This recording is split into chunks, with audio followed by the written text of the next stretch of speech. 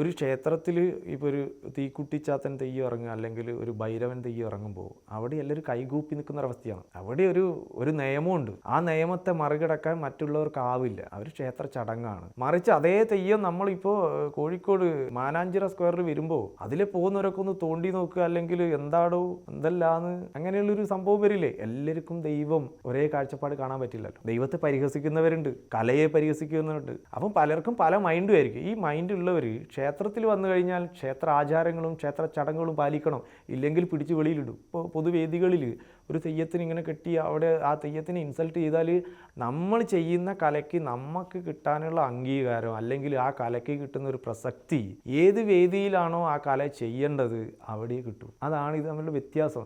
നമുക്ക് ഇറക്കാം, പൊതുവേദിയിലേക്ക് നമ്മൾക്ക് ഇറക്കാം. പൊതുവേദിയിലേക്ക് ഇറക്കുമ്പോൾ അവിടെ ചെയ്യുന്ന ചടങ്ങുകൾ ഇപ്പോൾ പൊതുവേദിയിൽ കണ്ണൂരൊക്കെ എന്ന് പറയുന്നത് കളിയാട്ടം നടക്കുന്ന ക്ഷേത്രത്തിലല്ല, വയൽത്തിരയായിട്ട് നടക്കുന്നുണ്ട്.